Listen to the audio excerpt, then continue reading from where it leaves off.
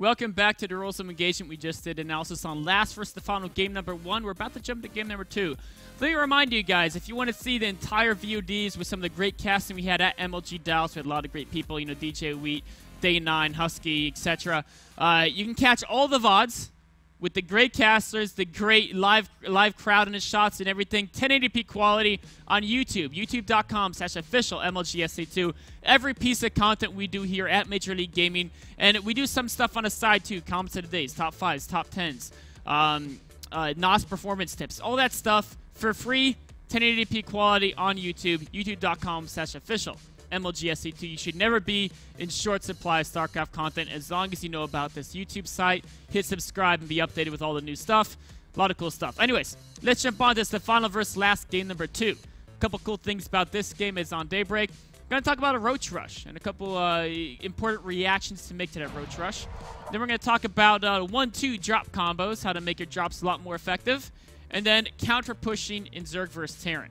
And some things to think about in that matchup as opposed to other matchups, and also talk a little bit about other matchups. So for the, if you know you're worried about Zerg versus Protoss, Protoss versus Zerg, etc., gonna talk a little bit about how it works in those matchups and what's different about Zerg versus Terran.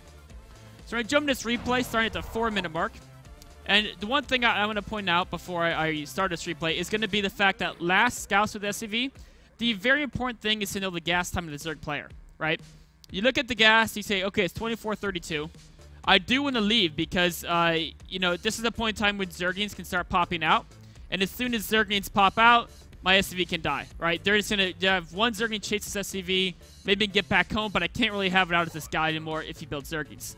So I know when you could potentially have Zergling speed, I know his total gas limit, and I'm just going to hang back and try to see what he makes, right? And as we fast forward like this, what Last is doing, he's doing a standard build, right? Expansion, factory, and then he's going to build a third CC here in just a second. As the game goes on, he's building, you know, reactor. He's going to transfer the factory over, get some Hellions. There's a third CC.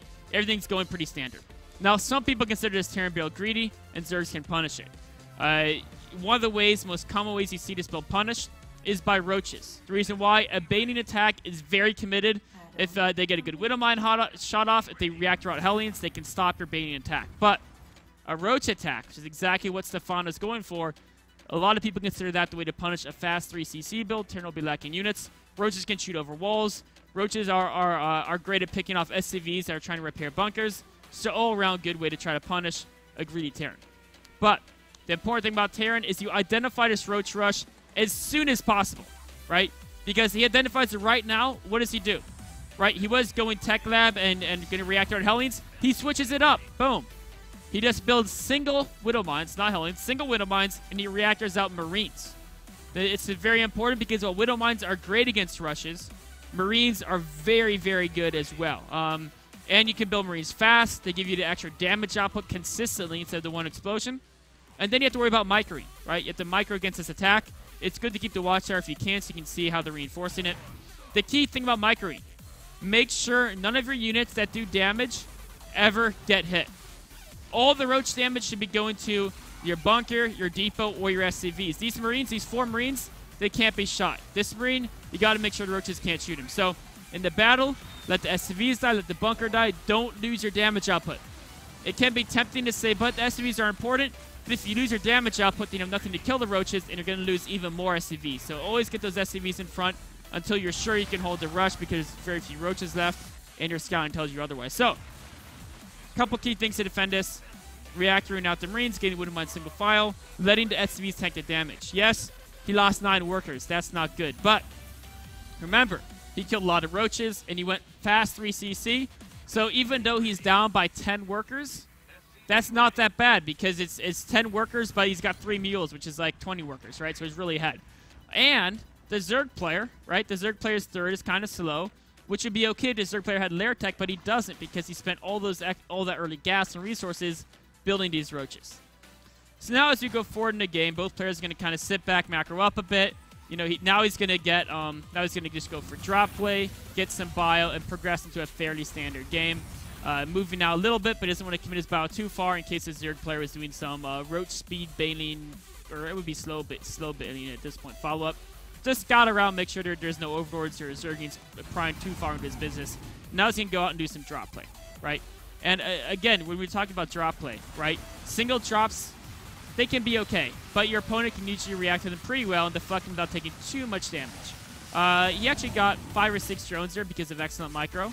But again, if all you're doing is just doing a couple drops here, your opponent has roaches, they can keep track of it, and they can defend pretty well. What's really cool is if you start combining the drops in a 1-2 combo.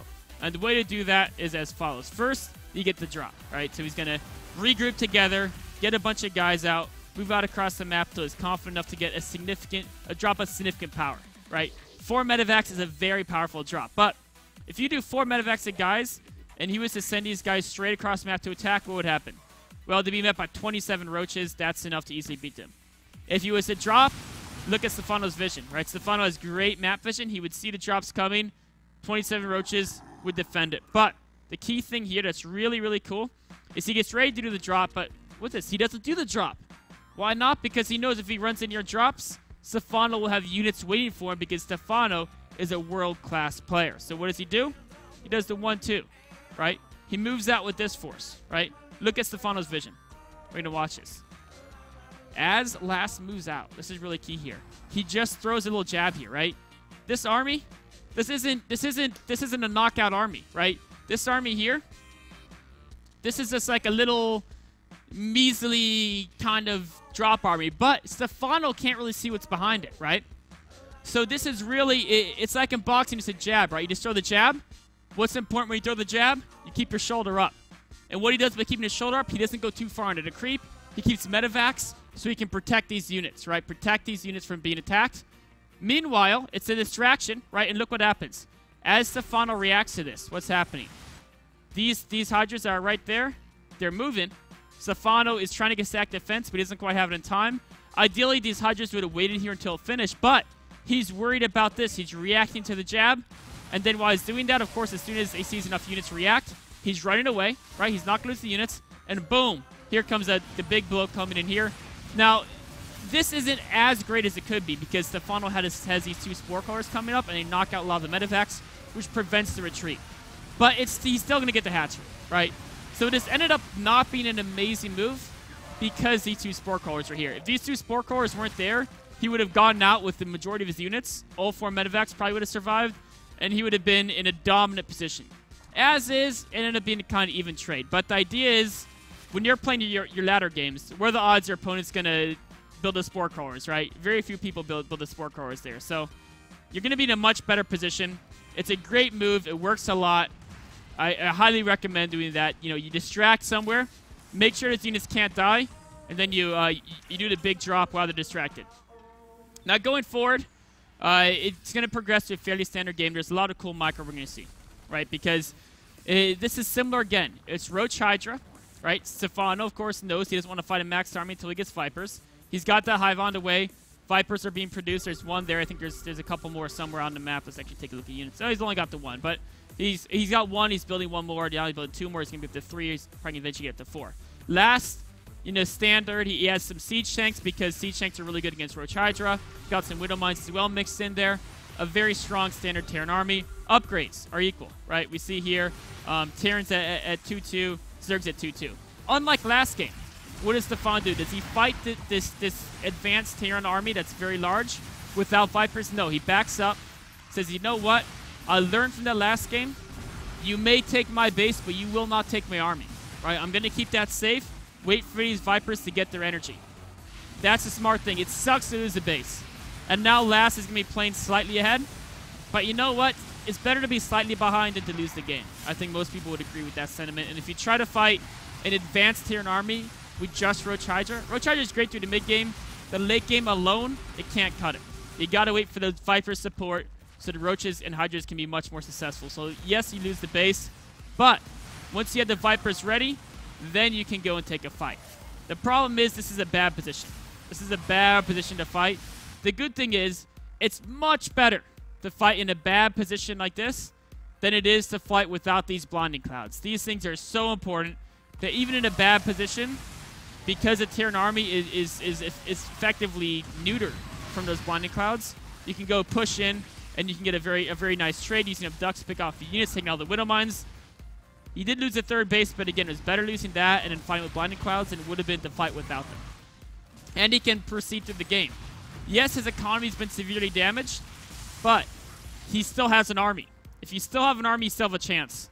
If you have a great economy but no army and your opponent does, they're going to walk across the map and kill you. If you have a great army, you can then focus on rebuilding your economy by taking more bases, knowing that your army does not need to be replenished right now because it's still pretty strong. So going forward again, both players are macroing up again. Last is saying, okay, I traded poorly, but I took out some of his hatcheries, so I'm able to rebuild, and he's not. We're back to, we're going to have a nice fight again because I'm maxed again. I'm going out for the push again. Now, Stephano, he's got to get those Vipers again. He can't make that mistake. This time he has them. He's got 3 nice Vipers. He's got a nice arc here. He's going to go in, and he's behind right now, right? It's 4 bases from the Terran to 4 from the Zerg.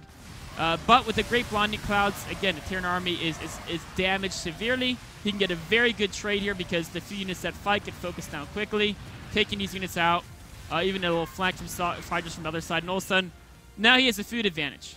Yes, he's behind in economy, right? Same workers, but he's playing 4 bases to 5. But he's got a big army advantage. And this right here is a game-determining moment, right? Right now, what's happened, right? Last has an economic advantage, and he's got a lot of production, so we can rebuild that army eventually. Stephano just now destroyed Last's army, right? And this is where it's very tempting. And Stephano's won so many games, specifically against Protoss, by doing this. After a major engagement, both players lose some units. If you think, you do is you focus on rebuilding. Let's take a look at this production tab. We have it right here. You rebuild these cheap units, Hydralists, right? This Hydralists are in a production tab. You rebuild those cheap, fast-to-build units, and you go attack your opponent before they can rebuild. You take advantage of the Zerg Larva mechanic. And that works really well against Protoss, especially in Wings of Liberty. You had Broodlord army. You fight, you both lose a lot of units. Protoss will be rebuilding Stalkers and Colossi. If you rebuild pure Roach, you can build like 40 Roaches really quickly and kill your opponent's bases when they only have like 15 Stalkers and like 1 or 2 Colossi ready. They have no force fields. They won't have Storm. And so during that short moment, you basically push a tempo really fast, you counter push, and you gain an advantage.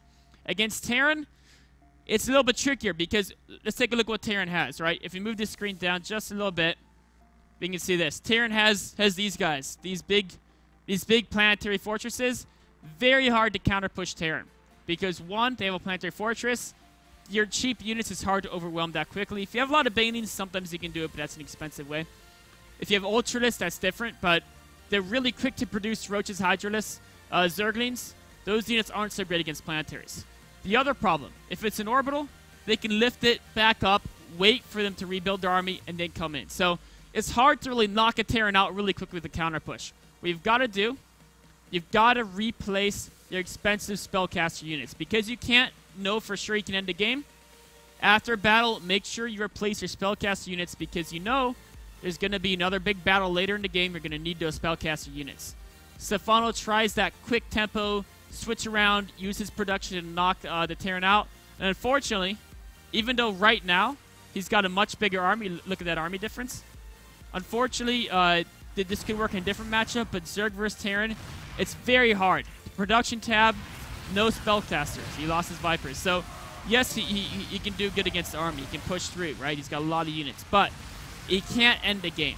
And the reason why is because even though he can do good damage here, he can take out the army, he can't take out the planetary fortress, right? It's just too much. There's too much army. I mean, these units might be maybe to take the planetary fortress on its own, but as soon as he tries to engage it, the bio comes up. He's got to back away, right? Not a good trade.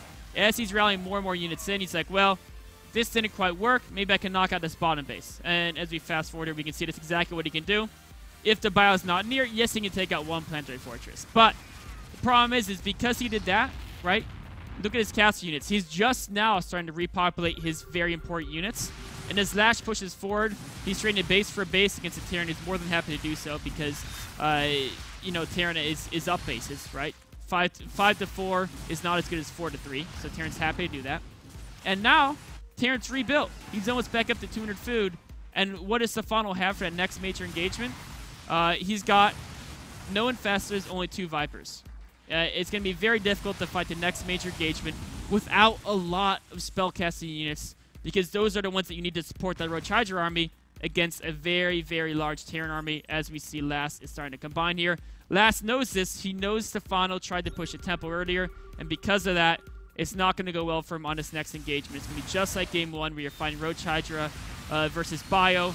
I mean, yes, he's got 2 Vipers. In fact, he's got 3 now, but there's not enough Blinding Clouds. Terran just gets out of them, right? He needed like 5, 6 Blinding Clouds to really take out this army very effectively.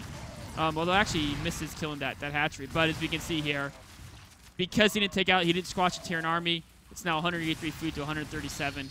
And I mean, that's not even the rest of it. It's more Terran there. Stephano will lose this game over the next minute or two. So we're just going to pause it there. So what's really cool is the Roach attack as Terran, you can go 3CC and still defend it. If you lose to timing pushes, don't think it's because you were too greedy. Think it's because you weren't intelligently greedy. You didn't scout enough, and you didn't make the right reactions. You can almost always be really greedy and get away with it, as long as you make the right adjustments to what you scout. And then also, as Zerg versus Protoss, you don't have to replace spellcasting units. You can often do the really quick Roach Remax, speedy Remax, and kill their bases before they can Remax as well. But even versus Protoss is a little bit iffy. You have to really wipe out their whole army to do that. But versus Terran, you can almost never do that. Versus Terran, after every major engagement in the late game, make sure you reproduce your expensive spellcasting units, the Infestors and the Vipers. I've seen a lot of professional games lost for the same reason here, where the Zerg fights a battle, it goes pretty well for the Zerg, and then the Remax, they just pump a bunch of Ultralists, or they pump a bunch of Roaches, Speedlings, Banelings, and then you just see a bunch of Marauders and Medivacs cutting backwards, and you're like, well, without those spellcasters, it's hard to do something. Yes, the spellcasters take like a minute to build, another minute to get their energy, but you got to be thinking long-term against Terran because you can't knock them out in one punch very easily. So, wraps up this analysis on game number 2 between Stephano and Last. Take a short break. Right on to game number 3.